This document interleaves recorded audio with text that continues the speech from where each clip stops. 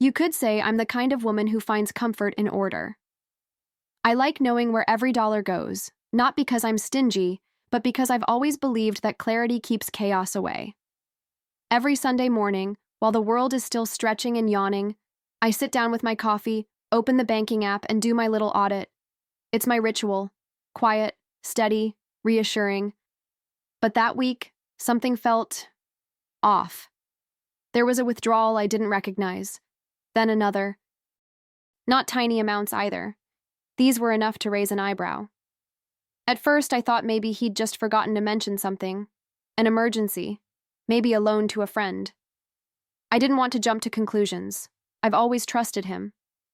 But the pattern kept repeating, like little red flags waving quietly at the edge of my screen. So I asked him, calmly. No drama. We were in the kitchen, and I remember the way the light from the window hit his face. Soft, almost forgiving. He didn't meet my eyes right away. Just stared down at the floor, took a deep breath, and said, "My dad's really sick. I've been helping with the treatments and meds. I didn't want to worry you." My heart dropped and swelled at the same time. I felt awful for questioning it. His dad had always been kind to me, like a second father. I didn't even hesitate. I wrapped my arms around him and told him he did the right thing. If someone I loved was hurting, I'd do the same. That night, I decided I'd handle the rest of our finances myself. I'd make sure we stayed afloat while he helped his family. He didn't need to carry it alone. For the next few weeks, I barely mentioned the withdrawals. I figured if he needed more, he'd tell me. I tightened our grocery budget, cut back on little luxuries. The wine I liked, the subscriptions we never used. It felt good, honestly. Like I was doing something meaningful. Like we were in this together, facing life's curveballs as a team. That's what marriage is, right? Every time I looked at him, I felt this warm surge of pride. He seemed a little tired, a little distracted, but who wouldn't be? His father was sick, after all. I made sure dinner was ready when he got home. I even packed him snacks for his visits, with little notes tucked inside. "Hang in there," I'd write. "You're doing the right thing." He'd smile when he saw them. At least I thought it was genuine. There were moments when doubt tried to creep in, whispers I pushed away, like when he forgot which hospital his dad was in, or when he said he'd visited him but came home without the usual stories. I brushed it off as stress. Grief makes people scatterbrained, and I wasn't about to be the wife who questioned a man caring for his dying parent. That would have made me cold, suspicious, wrong. So I stayed quiet, supportive, present. I took over the bills, kept a spreadsheet, calculated how long we could stretch our savings if needed. And when I felt a little overwhelmed, I'd remind myself, we were doing this for family, for his father, for something bigger than us. I never imagined I was pouring all that effort into a story I didn't write, and a lie I hadn't seen coming. Looking back now, I think about the small signs I ignored, not just in the bank app, but in his voice, his eyes, the pauses in our conversations.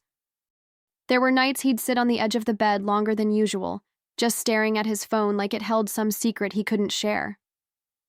I told myself it was grief, anxiety, a man trying to be strong for everyone. I wanted so badly to believe that, and I did. I believed every word, every silence, every excuse.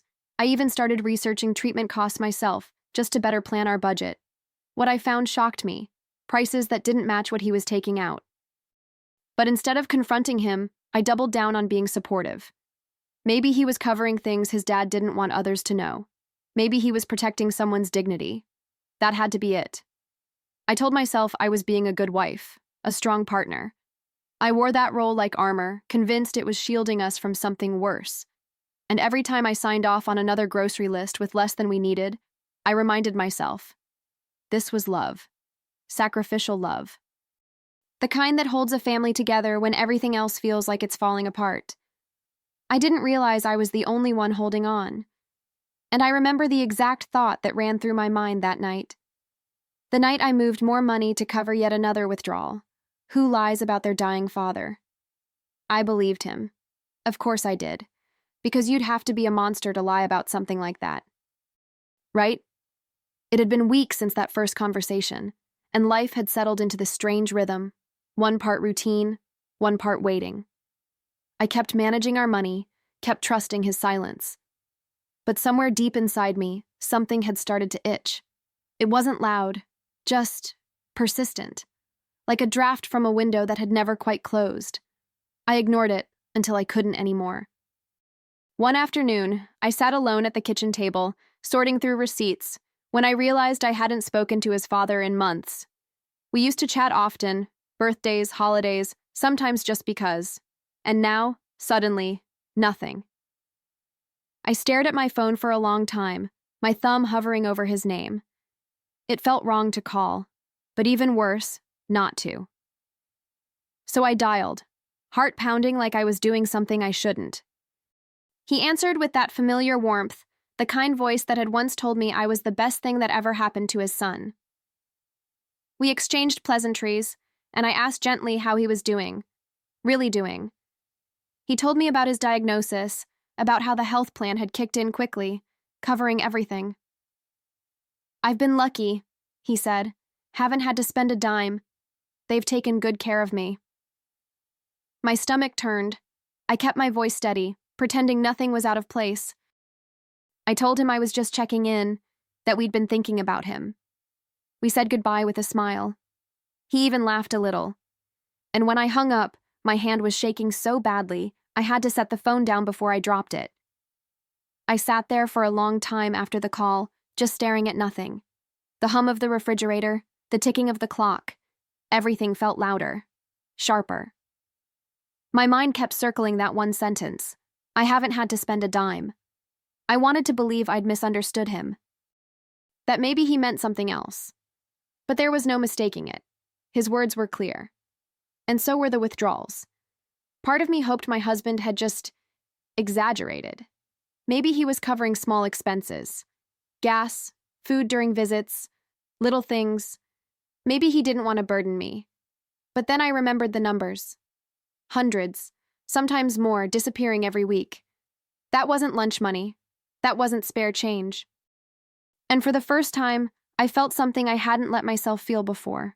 Doubt. It sat heavy in my chest, not the kind that makes you panic, the kind that makes you ache. I didn't want to believe he was lying. He was my husband. We'd built a life, built trust. I was the one who always said honesty was our foundation. And now I was starting to question the floor beneath my own feet. It was like realizing the house you live in has cracks you never noticed. Still, I didn't confront him. I didn't say a word when he came home that evening, talking about traffic and meetings like nothing had changed. I smiled, kissed him on the cheek, and served dinner like I always did. But inside, something had shifted.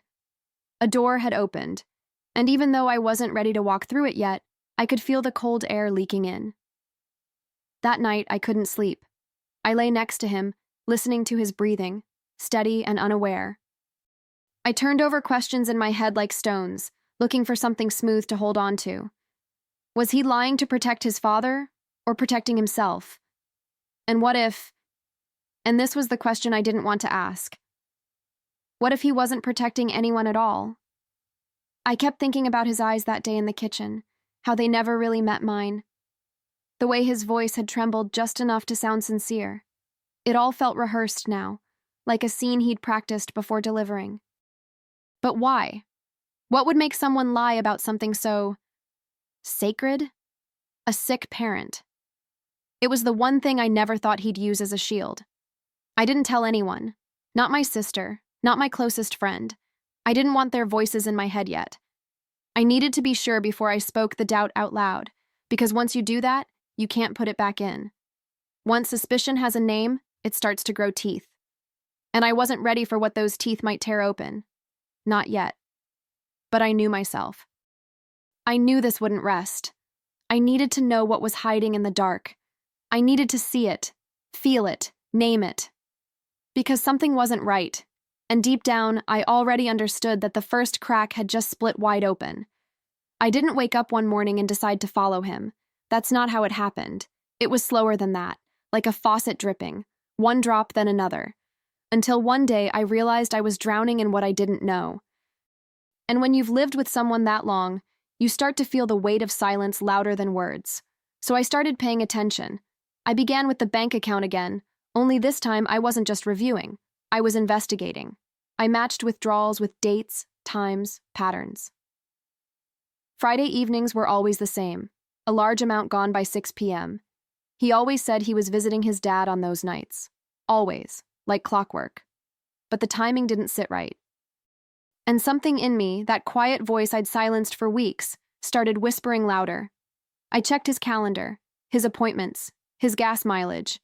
I told myself I was doing this for clarity, not revenge, not paranoia, just clarity. Because there's a difference between trust and blindness, and I was starting to see how easily one becomes the other. I even started making small notes in my phone. Times, places, things he said.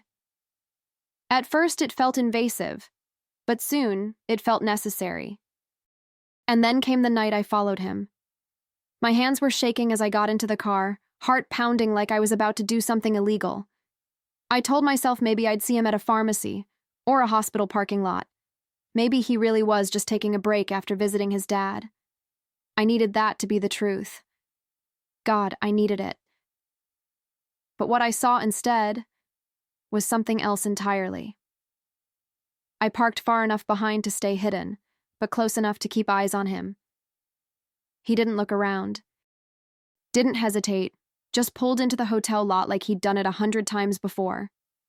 And then she stepped out of his passenger seat, like she belonged there. Young, confident. The kind of woman who knows she's being watched and doesn't care. She wore a red coat. Funny, the details that stick. Red, like she wanted to be noticed. Like the universe wanted to slap me with something I couldn't ignore. They laughed as they walked toward the entrance. He had his hand on her lower back.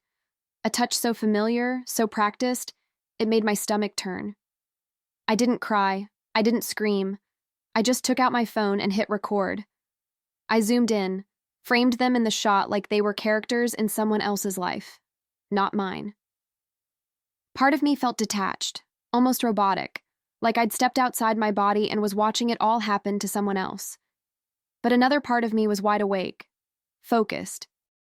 Every step they took into that hotel was burning itself into my memory, into my proof.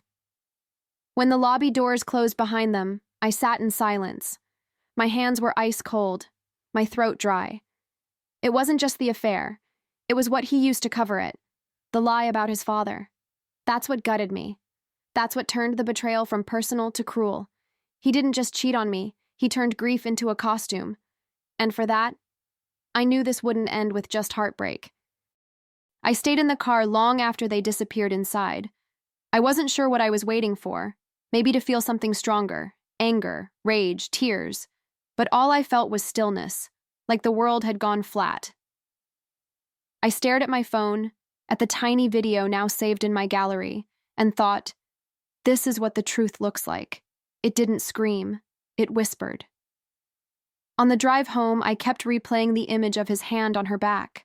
I'd seen that gesture before, on me, in the early days, at weddings, on vacations. That same touch, now repurposed, recycled, like I was just another version of whatever lie he was selling. But no, not anymore. That woman, the one who forgave, who budgeted, who hugged him through the story about his father, she was gone. When I got home, I plugged my phone in, backed everything up, and labeled the folder with the date. I created a document listing the transactions, the timelines, everything I had gathered. I wasn't sure what I'd do with it yet, but I knew I'd need it. This wasn't going to be a confrontation. It was going to be a reckoning, and I'd show up for it prepared. That night, I didn't cry. I didn't curl into myself the way I once might have. I sat at the edge of the bed and stared at the man sleeping beside me, the man who didn't know I'd seen him choose someone else, who didn't know I'd seen the lie beneath the lie. And in that silence, I made myself a quiet promise. If he wanted to play games with trust, I'd show him what losing really looked like. I didn't rush. That was the first rule I gave myself. No emotional outbursts, no screaming matches, no threats, just precision. I wanted every move I made to count. So I started gathering everything, every screenshot, every receipt, every video clip. I created folders, subfolders, timelines. My laptop turned into a war room, and I became my own quiet strategist. Next, I met with a lawyer. I didn't tell anyone, not even my sister. It was just me, sitting in a small office with legal pads and quiet clocks ticking on the walls. I laid out the facts: financial fraud, infidelity, emotional deception. I thought I'd feel embarrassed saying it out loud, but instead I felt powerful, like I was finally stepping out of the fog and into my own light. He walked me through the options: how to freeze the accounts, how to protect my assets, how to reclaim what was mine. I left that office later, not happy, not yet, but clear. I went home and without a word locked down every joint account, froze the credit cards, rerouted the auto payments. He didn't even notice. That's how far gone he was. From me, from us, from real life. And then I planned the dinner. Nothing extravagant, just familiar. Family. His father, a few close relatives, people who mattered. People he wouldn't expect to see all at once. I made the invitations warm, casual, kind. He thought it was a bonding moment, a gesture of love, and in a way, it was. Just not the kind he was prepared for. The night of the dinner, I set the table like I always used to. Candles, cloth napkins, the wine his father liked. Everything looked normal, warm, safe. He came home in a good mood, completely unaware, kissed me on the cheek, asked if we had enough dessert. I smiled, told him everything was under control. And in a way it was, just not in the way he imagined. When his father arrived, he looked a little older, a little slower, but still had that quiet dignity about him. I hugged him longer than usual. Not out of guilt, out of respect. He didn't deserve to be part of this, but he needed to know. The others trickled in, laughing, chatting, pouring drinks. My husband basked in the attention, playing host like he always did, like he still believed the show was real. Halfway through dinner, I stood up. Not suddenly, not dramatically, just calmly. I tapped my glass with the back of a fork and said, "I'd like to say something." The room fell into that polite silence families have when they expect a toast. I looked at his father first, held his gaze, then turned to my husband. He was still smiling. Confused, but smiling. That didn't last long. I reached for the folder beside me, placed it on the table like a final course. I didn't raise my voice. I didn't cry. I simply said, "Your son told me he was paying for your treatment. That he'd been helping you, week after week." His father blinked, confused. "But this..." I gestured to the printed screenshots, the withdrawal logs, the hotel photos. "This woman here, she's what the money bought." For a few seconds, no one moved. No one breathed. It was the kind of silence that doesn't feel empty. It feels loaded, heavy with realization. His father was the first to speak. "Is this true?" he asked, voice tight and low, as if hoping it wasn't. My husband opened his mouth, but no words came out. Just panic, flickering behind his eyes. That's when I knew. He hadn't seen this coming at all. He tried to fumble through something, said it wasn't what it looked like, that things were complicated. But I didn't let him finish. "Complicated is when someone loses a job and hides it out of shame," I said. "Complicated isn't stealing from your wife and lying about your father's health to cheat." I didn't yell. I didn't need to. The truth was louder than any voice could be. His aunt shook her head. Someone muttered "unbelievable" under their breath. His father pushed back from the table, eyes wet, jaw clenched. The woman who'd raised him, who always defended him, wouldn't even look at him. I stood still, steady. I had already cried in private. This moment wasn't about pain anymore. It was about exposing rot in the light. And as he sat there, silent and cornered, surrounded by the very people he thought would never turn on him, I felt a strange sense of peace. Not victory. Just truth. Standing where lies used to live. And I knew. This wasn't the end. It was only the middle, because the fallout hadn't even started yet. The day after the dinner, I filed for divorce, No hesitation, no dramatic goodbye, just my signature on paper and the cold clarity of a woman done pretending. The lawyer handled everything: spousal support, full financial compensation, and emotional damages for fraudulent use of shared funds. He'd taken what wasn't his. Now I was taking back what was mine. He tried calling, left messages, some angry, some tearful. I didn't answer a single one. There was nothing left to explain. The proof had done all the talking. I wasn't interested in his apologies or the twisted logic he used to justify betrayal. When you lie about something as sacred as family, as illness, it changes the story. It changes you. But I didn't just walk away. I wanted to rewrite the ending. So I made a donation, a large one, to a health charity in his father's name. It was part of the settlement, redirected with intention, and I made it public. A press release, a photo, a quote thanking the man who inspired truth in the face of deception. I didn't mention my husband. I didn't need to. Everyone knew. That gesture hit harder than any insult could have. It spread online. People shared it, congratulated me, called it grace. But it wasn't about grace. It was about closure, about turning something rotten into something clean, something honest. I wanted his father to know he hadn't been used in vain, that from his pain, something decent had been born. He didn't take it well. Word got around fast. The donation, the press release, the fact that the money he used to impress another woman came straight from a lie. I imagine it must have felt like watching a carefully built house collapse, one beam at a time. He tried to do damage control, of course, claimed it was a misunderstanding, that I overreacted. But no one was buying it anymore. And then, just when I thought I'd heard the last of him, I got a message from someone I didn't recognize. A woman. Her. She'd found me online, didn't even try to hide it, said she'd just learned the truth about where the money came from, that she didn't sign up to be someone's secret, said she was done with him, that he disgusted her. And then she ended it with one sentence. I hope you burned it all down. I didn't reply. I didn't need to. She wasn't my enemy. She was just another thread in a web he spun with the same breath he used to say, I love you. What struck me wasn't her anger. It was her shock. She had no idea he was married, no idea about the money. He hadn't just lied to me. He'd lied to her too, and maybe dozens of others in smaller, quieter ways. People think revenge is loud, that it comes with fire and screaming and broken glass. But the most satisfying kind, it's silent, it's clean. It's watching someone's mask slip off in front of everyone they once fooled, and doing nothing but standing there while it happens. I never wanted to become bitter.